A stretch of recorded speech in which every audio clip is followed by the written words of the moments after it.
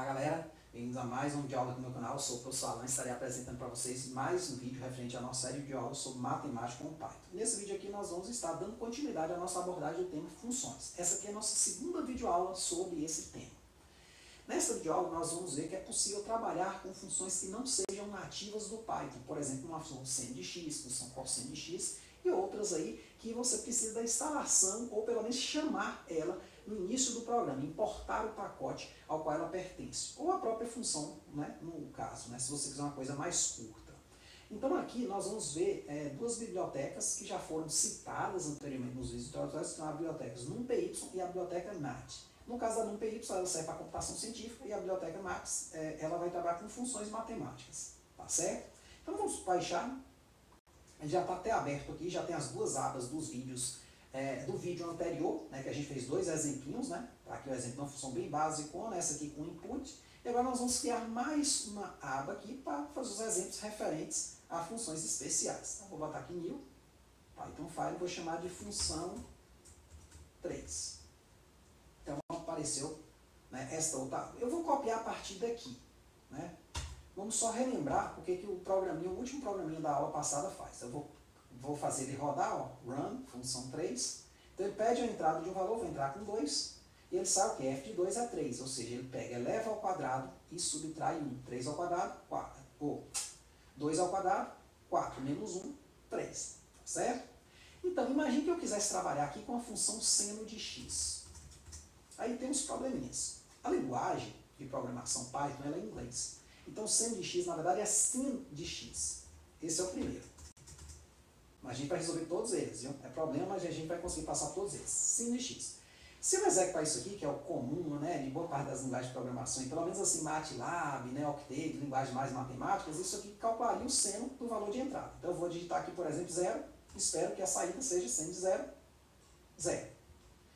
Aí aconteceu o seguinte, ele fala que seno não está definido. Por quê? Porque seno não é nativa. Então eu vou ter que importar, import, net, e import NumPy, as bibliotecas citadas. E aí no caso do seno, ele na verdade se chama NumPy.seno. Então no lugar de x ao quadrado menos 1, eu botei essa função aqui, ela calcula o seno. Né? É um pouquinho grande, a gente vai ter como diminuir ela, mas vamos aqui, ó, vamos rodar o nosso código. Vou botar aqui 0, ó. Seno de 0 é 0. Né? Então a gente vai calculando alguns valores aí conhecidos e vai obtendo essa resposta. Se a gente quiser, a gente pode botar assim, ó, import NumPy snp. Então, no lugar de eu botar o prefixo NumPy ponto, eu vou botar só np ponto. Aí as funções diminuem, certo? Vamos botar aqui o cosseno, porque o cosseno de 0 é 1, só para a gente testar. Cosseno é cosseno mesmo, ó. Cos. E nós vamos botar aqui, ó, vamos compilar. Cosseno de 0, deu 1. Aí vem uma pergunta interessante. Quando a gente mexe com, né, uma questão interessante, quando a gente mexe com trigonometria, a gente tem muitos π, π sobre 2, 3π sobre 4, né? Como é que a gente trabalha com π aqui dentro? Existe uma opção, que é você pegar, decorar as casas decimais do π, quantas você precisar, por exemplo, 3,1415, eu decorei, vírgula não, ponto, né? E aí quando eu der enter aqui, ó, eu vou calcular o cosseno desse valor. O cosseno de π é quanto? Se eu não me engano, vai dar menos 1. Posso estar enganado, mas acho que é isso. Deu perto de menos 1. Por que não deu menos 1, gente? Porque assim, primeiro, né, a linguagem de programação contém erros, né, o π aqui, por mais que o computador tenha, não vai ser exato, mas deu bem perto de menos 1. Né? E também eu joguei poucas casas decimais. Aí eu posso jogar o valor de π com mais casas decimais armazenados no Python. Mas como é que eu chamo esse valor π? Aí eu tenho que propor uma mudança nessa função aqui. Eu vou abrir uma nova aba aqui, para ficar bem diferente o que mudou de uma para outra, você ter acesso ao código. Se você só quer calcular valores de seno já inseridos na forma decimal, ou se você quer calcular senos que dependem de π, π sobre 2, esse tipo de coisa. Então eu vou criar uma nova aba aqui, ó. New. Então file, vamos chamar assim, função 4. Eu vou copiar esse mesmo cara daqui, mas eu vou fazer uma modificação. No caso aqui, eu vou tirar esse float aqui, né? Vai ser só input. Por que o float está ali? Se eu não colocar ele, ele vai entender que eu estou digitando aqui, por exemplo, um string. Aí pode ser que ele calcule errado. Então, se eu quero calcular um valor que depende de π, eu vou botar assim, xs vai ser eval x. Esse eval é o seguinte, o π, na verdade, vou botar uma informação aqui, ó, π em, ou melhor, no pi_charm, é dado por np.π, ou num py.π. Como é que eu importei num py como np, então o prefixo num py passa a ser np, tá certo? Então aqui no pi_charm, né, eu tenho que botar isso aqui, ele vai entender como π. Aí eu tirei aqui o float, tá certo? Porque aqui ele pegou uma palavra, porque np_p, perceba, é uma palavra, isso aqui, é um string.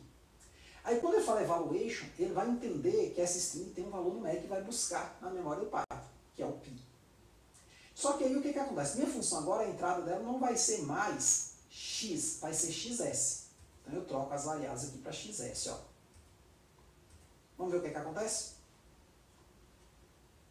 Eu vou entrar com π. Eu quero saber qual é o valor de seno de π. Então eu vou botar np, seno não, cosseno, né? np.π. Ele falou que não pode string. Vamos ver qual é o problema aqui. Eval x. Tá. Ele está rodando no 3 aqui, né? Tá, vamos rodar o 4, né? Eu estava dando um ataque cardíaco. Pronto, rodei aqui. Então vou botar assim, ó, np.π. Pronto. Então apareceu 3,14 aqui. Porque aqui eu botei xs, se eu botar só x e aparecer np_p, né? E deu menos 1, como era esperado, ó. Vamos botar só x aqui para você ver interessante, ó. Ele vai considerar essa primeira entrada, ó. O que acontece, ó? Vamos botar aqui, ó, np.p. Uma coisa muito feia, né? Então se a gente botar xs aqui, ele passa a ser isso. Aí você fala, professor, mas vai dar problema nos valores anteriores, quando eu trabalhar com número, né? Porque ele está lendo aqui uma palavra, né? Se eu jogar um número, será que ele entende o quê? E aí ele evaluation, isso não vai dar. Não dá. Então esse caso aqui é mais geral do que o anterior. Então você já pode usar sempre esse. Então você pode botar aqui, por exemplo, o cosseno de zero a gente sabe que vale 1, né? Ó, cosseno de zero, 1, certo? Então você tem essa opção aí de estar trabalhando com essas funções especiais, seno, cosseno, tangente, por aí vai, trigonométricas. Na verdade, existe uma cacetada de funções. Vou mostrar aqui, ó. Se você vir aqui no Google e botar assim, NumPy Functions Python, né? Aí vai aparecer esse primeiro tópico aqui. Aí você tem todas essas funções. Só que aqui eles estão colocando na forma matemática, ó, esse tatã, não tem um NP, não tem um NPY. Só que do lado de cá, ó, tem, né? Aí, no caso, ou NPY ou NP. Então, todas essas funções aqui. Então, se você estiver usando, querendo usar alguma delas, e é função pra caramba, é só você clicar. Logaritmo de base 10, exponencial de base 2 e por aí. Tem uma cacetada de funções aqui, tá certo? Todas elas são NP ponto, né? Essa que a gente até falou, ó, a seio, né? Que é a função que faz um certo arredondamento, se não me engano, para cima. Então, existem esse monte de funções aqui. À medida que a gente for andando, né, for trabalhando, a gente vai vendo algumas delas. Não vamos ver todas, né? Mas vamos tentar ver o máximo possível dentro aqui do assunto de função já. Claro que a gente vai estar usando isso aí em muitos programas, né? Não só na parte de função, vai estar usando quando estudar matriz, quando estudar todos os assuntos que a gente vai estar vendo aí, certo? Então, todas essas funções estão aqui, tá certo? Então, tem uma descrição, né, disso aqui. E uma coisa importante é o seguinte, nesse caso aqui, acabou não acontecendo, mas existe instalável aqui, ó, no terminal aqui, eu instalei, né, antes o programa PyXtal NumPy. O que acontece? Eu vou desinstalar ele, né, um comandinho parecido, vou voltar aqui, ó, aí você bota assim, uninstall. Quando você quiser desinstalar um pacote, você bota isso. Eu vou desinstalar o pacote NumPy, por quê? Normalmente, quando você vai usar essa função, ele não está na memória. Aqui eu vou botar y, que é yes, né? Sim. Então, desinstalou. O que acontece?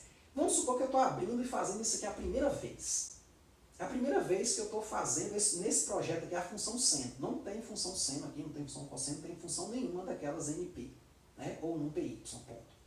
Aí quando eu executar aqui, ó, ele diz, ó, o módulo NumPy não